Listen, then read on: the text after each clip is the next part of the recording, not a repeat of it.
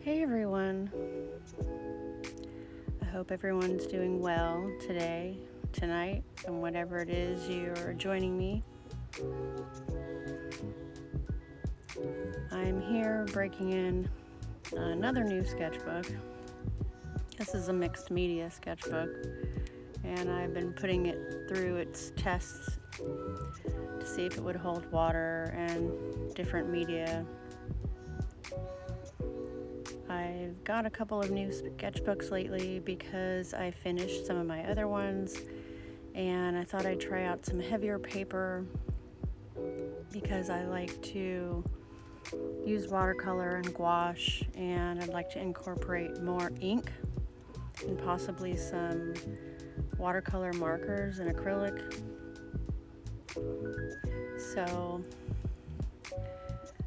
I hope you can sit down with me and sketch along, or grab a cup of coffee or a cup of tea and just chill with me while I do a few drawings and talk to you guys about stuff, about life, about, the challenges and tribulations of just being human, My specific topic today was about my challenges with my eyesight and how that impacts my art and just my life in general, but mostly my art.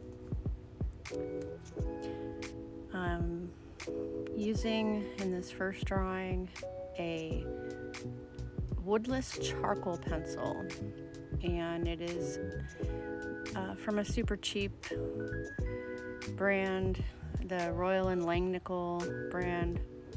I think it came in a set with some other pencils, they're little charcoal sets that they sell.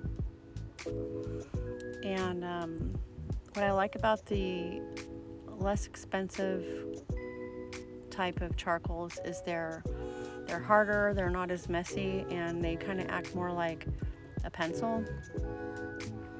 So they're not as dark, and they don't get as powdery on the page and make as much of a mess. And because it is matte and not shiny like graphite, it is much, much easier for me to see. I have issues with contrast and shine, so graphite is really, really hard for me to use. I love graphite.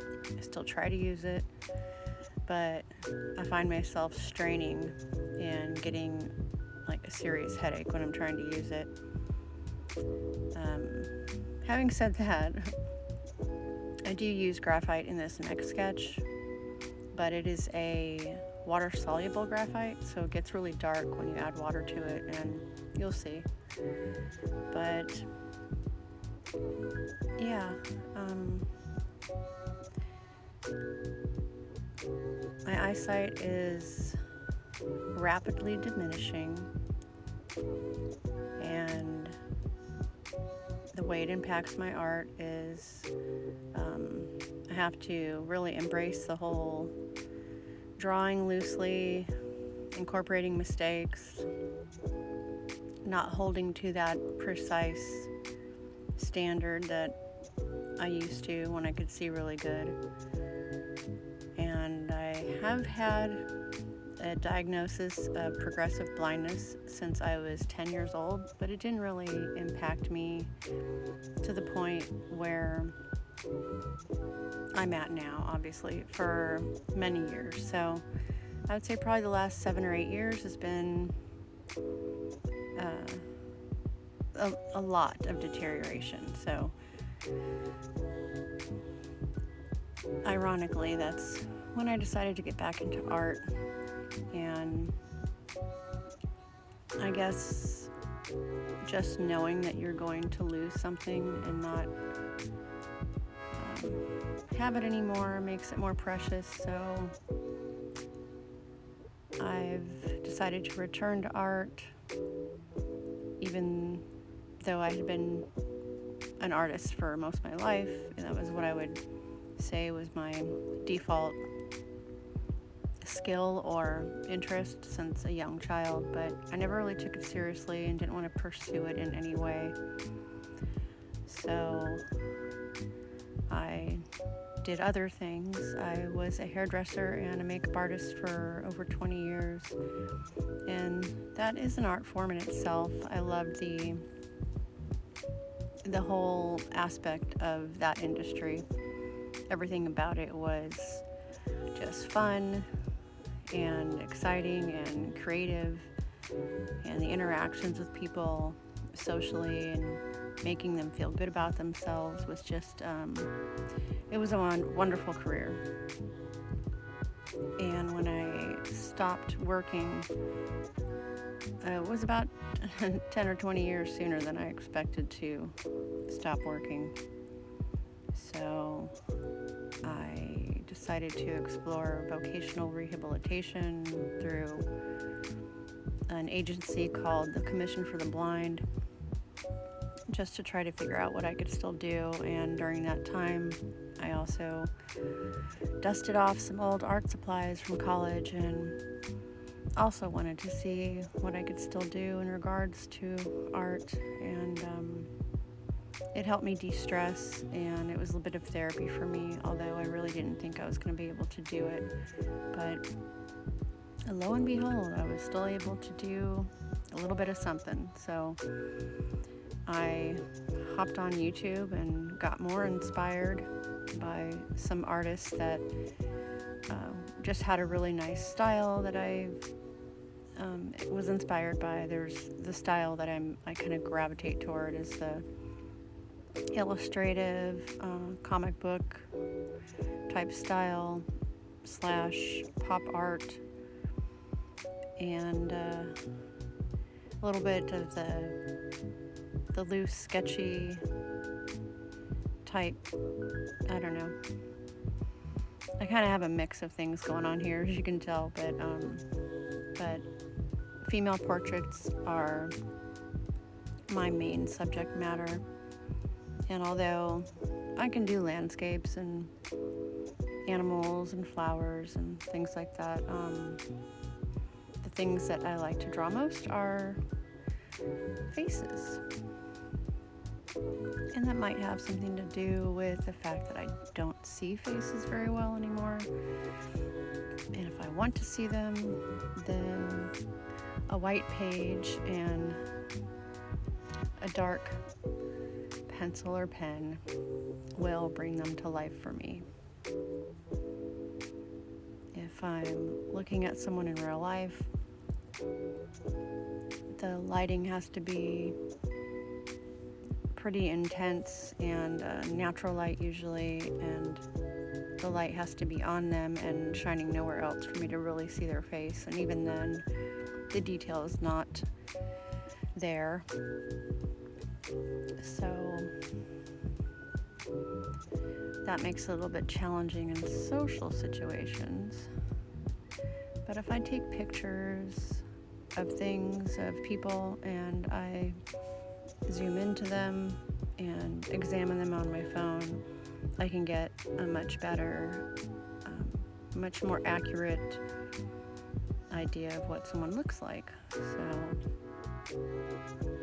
usually if I'm working from a photo reference, actually that's the only way I can work if I'm rendering something. I cannot do plein air or draw from life anymore. I'm sure if I tried, it would still, something would still happen, but I wouldn't be able to get any detail. And even now, I really can't get detail, but you can see there will be a third sketch here, my third sketch actually, that I tried to go a little smaller than what's comfortable, and I kind of failed near the end there, so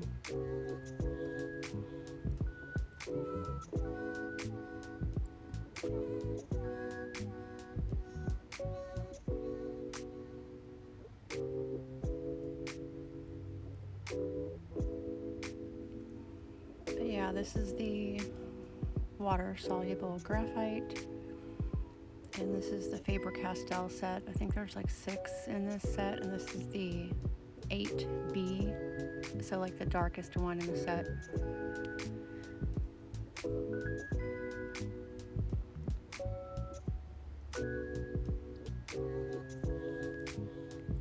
And the way this pencil goes down on this paper is really nice.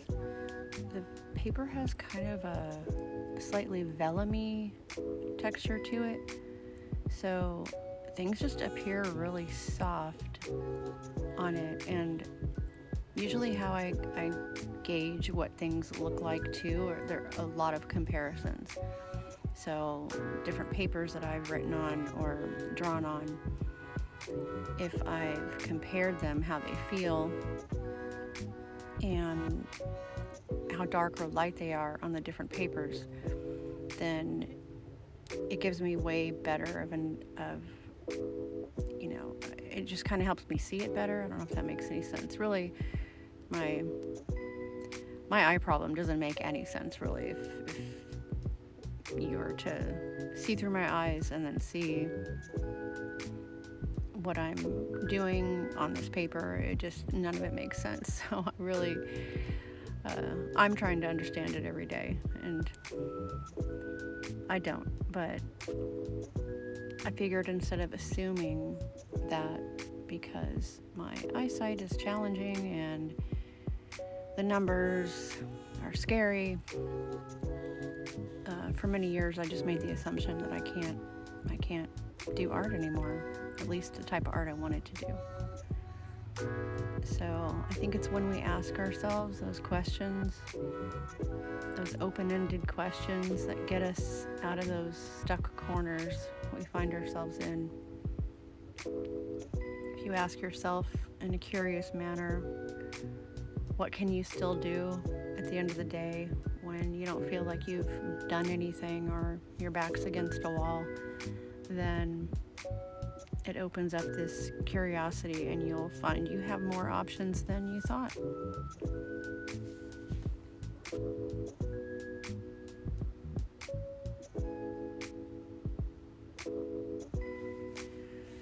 So yeah, the numbers. I put a brief description in my homepage, a little bio, that I have about 10% of my visual field left, and probably less than that, actually. It fluctuates depending on how I'm being tested, who's testing me, and if I've eaten that day or not, or if I've slept. I think it fluctuates somewhere between 5 and 10%. So if you imagine what 100% of your visual field is, that's what you can see around you, above you, below you, sides. You've got 100% of that. I have less than 10%. So most of my vision is central, and it's been described as tunnel vision, although it is not a precise tunnel. It's more of a fuzzy, cloudy, dreamy looking patch, I guess you could call it. And as for my frontal vision was pretty good up until 2014. I could still read eye charts. And I don't wear glasses because they don't correct anything. My nearsightedness is really minor, so I never really wore glasses or needed them, but I do wear them now for drawing, although they still don't help me read. And I can't read anything unless the lettering is extremely bold and it's at least half an inch in size. And even then, depending on the environment, where the lettering is, and even billboards, if I'm out and about and I look around, I sometimes can't read them because my vision is so distorted and there's so much other stuff going on. If you've never heard of a condition called visual snow, that's a whole other layer to this problem. So distortion, flashing lights, those are the other things I contend with while I'm trying to see my world every day.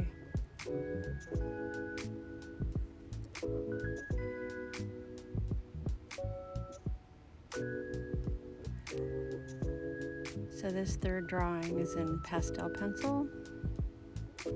I'm trying out the Lightwish pastel pencils because up until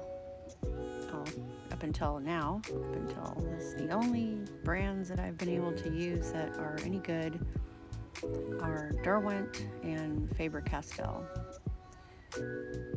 They're nice and rich, they hold together well, they stay on most papers. I've tried all of the available pastel pencil brands, and I was just really disappointed. So the only two that I have are kind of expensive, and I don't like to waste them on my sketchbook if I can help it. Pastel pencils are notorious for breaking easily when you sharpen them, and they just get eaten up really quick. So I thought if I could use this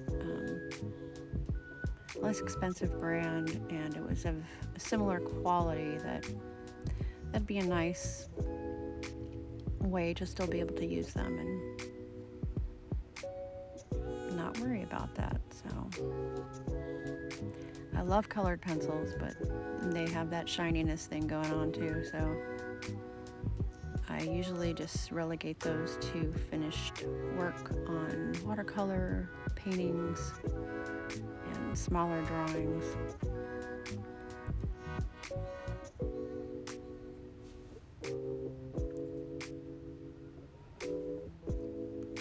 Yeah, this is about the scale of drawing that I should not attempt. As I'm trying to get to details, I should have just really generalized it more and not tried so hard with you'll see me struggle with the mouth area. I take a kneaded eraser and blot it out and try over again, and it doesn't work, but I try to push myself sometimes and say, can I go any smaller? And usually it's a no.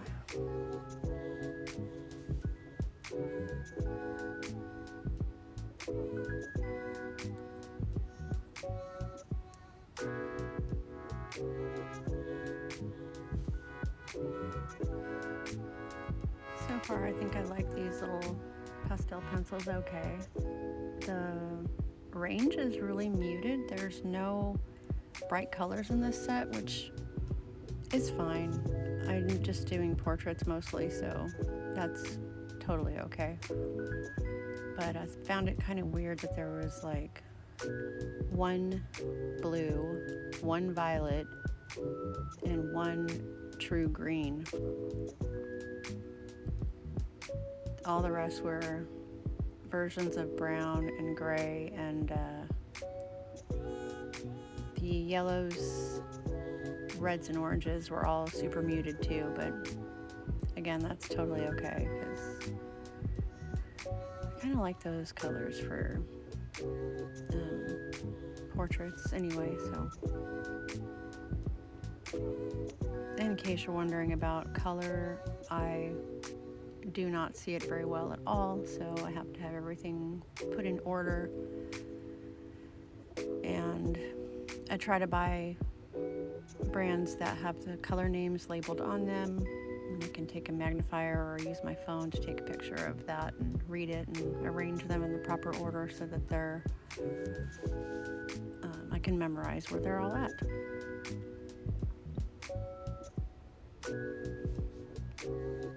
And color theory was a given since I spent many years in the hair industry, so if you didn't know color theory very well, you were not going to have happy hair color clients.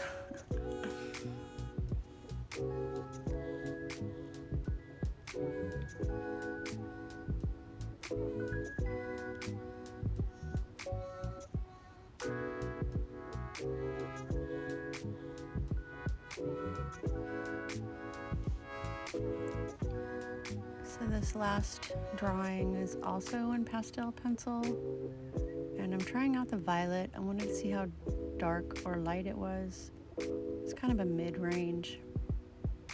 It's a true violet though.